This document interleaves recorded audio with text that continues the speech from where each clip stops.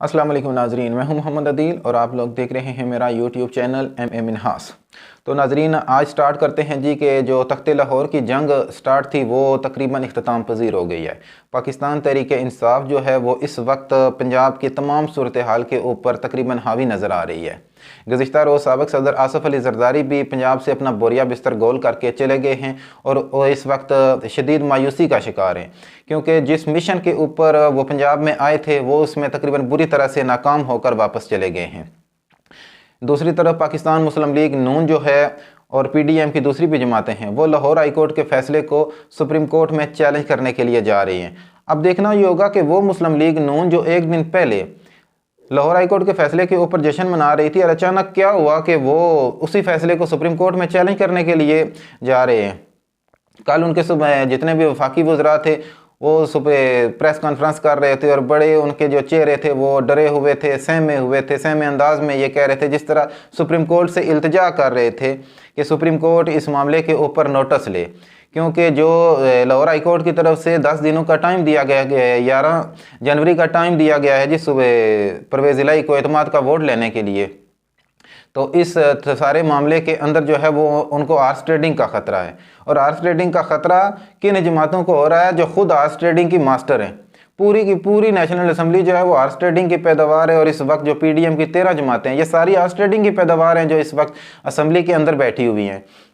तो वो लोग कह रहे हैं जी कि हमें आर्स ट्रेडिंग का ख़तरा है कि कहीं पंजाब की जो हुकूमत है वो पंजाब का पैसा इस्तेमाल करके लोगों को ख़रीद के परवेज़ इलाही को एतमाद का वोट ना दिलवा दें। अब देखना ये होगा कि परवेज़ इलाही के पास तो अपने वोट पूरे हैं। पाकिस्तान तहरीक इंसाफ के 180 मेंबरान असम्बली हैं और वो सारे के सारे इस वक्त परवेज़ इलाही के साथ खड़े हैं, और दूसरी तरफ मुस्लिम लीग काफ के 10 MP हैं वो भी परवेज़ इलाही के साथ खड़े हैं। तो अब ये है कि ये खुद अदम एतमाद से भी जो है वो पीछे हटे हैं। अदम एतमाद की तारीख तो इन्होंने वापस ले लिया है और अब एतमाद के वोट से भी ये पीछे हटने की कोशिश कर रहे हैं। इनका ये मकसद है कि सुप्रीम कोर्ट की तरफ से शायद इनको कुछ स्टे मिल जाए तो थोड़ा बहुत मामला जो है वो आगे चला जाए।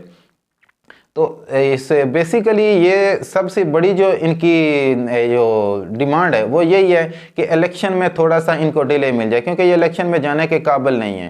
पहले इनका सारा इन्हिसार आसफ़ अली ज़रदारी के ऊपर था। आसफ़ अली ज़रदारी के ऊपर ये इन्हिसार कर रहे थे कि शायद ये PMLQ के कुछ बंदे तोड़ लें और कुछ PTI के,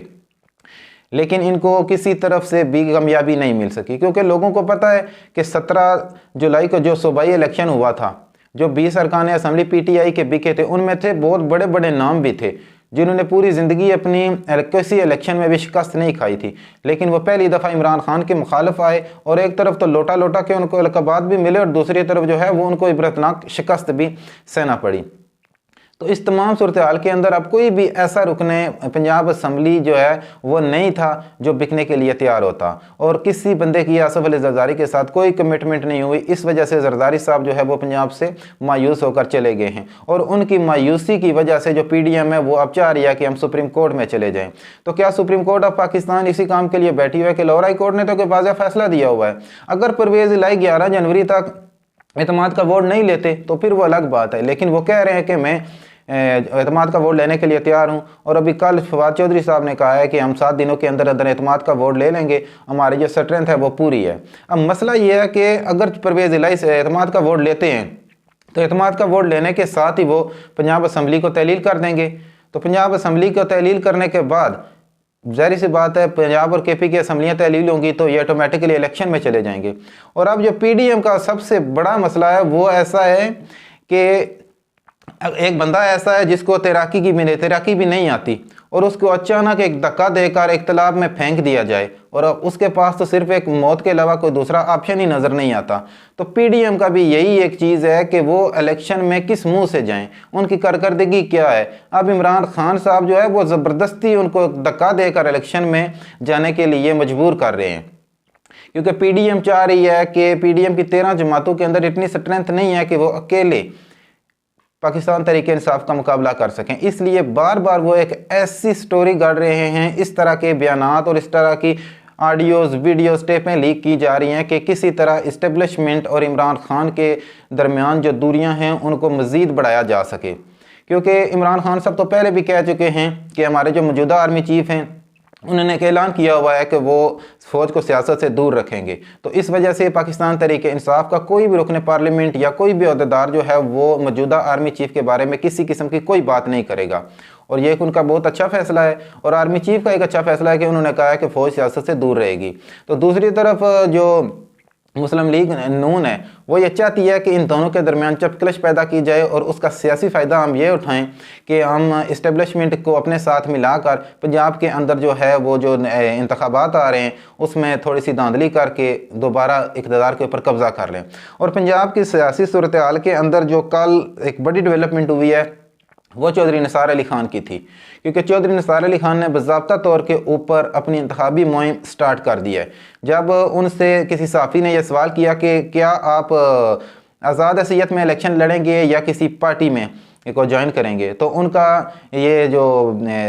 जवाब था वो बड़ा एक मुनफरिद था। उन्होंने कहा है कि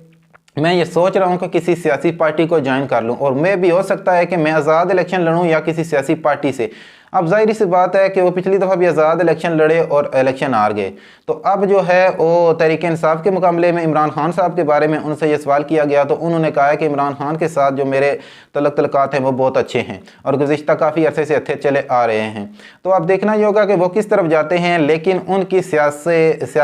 इलेक्शन की तैयारी या इलेक्शन की कैंपेन करने का जो आगाज़ स्टार्ट हो गया है, ये इस बात का सबूत है कि इस वक्त पाकिस्तान के अंदर जो है वो सियासी माहौल तकरीबन बन चुका है, और किसी भी टाइम जो है वो इलेक्शन का ऐलान हो सकता है। तो जहाँ तक बात है जो पीडीएम की, पीडीएम बेशक अब चाहे ना चाहे उनको सियासत इलेक्शन के अंदर तो आना पड़ेगा, क्योंकि इलेक्शन जो है वो अब पीडीएम की मनसूबाबंदी से नहीं होंगे, बल्कि अब जो है वो सारी की सारी जो स्ट्रेंथ है वो पाकिस्तान तहरीक इंसाफ के पास है। वफाक को बेशक वो संभाले रखें। अगर दो सूबों के अंदर इलेक्शन हो जाते हैं और उनमें दोनों में शिकस्त खा जाते हैं, तो फिर पीडीएम के पास बचेगा क्या? एक वफाक और एक बलोचिस्तान और सिंध।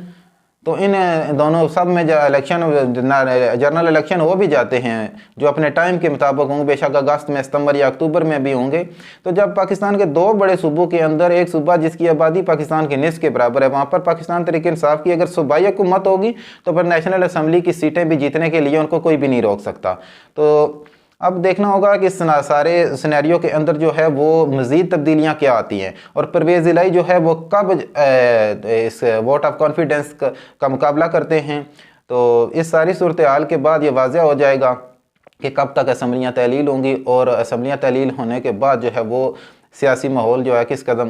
कदर गर्मा गर्मी की सूरत इख्तियार कर लेता है। तो जो भी नेक्स्ट अपडेट होंगी वो उनसे आपको लोगों को आगाह रखा जाएगा। अगर आप लोगों को मेरी ये वीडियो अच्छी लगी हो तो प्लीज़ इसको शेयर करें, और अपने कमेंट्स जो सेक्शन में अपनी राय का इज़हार ज़रूर करें।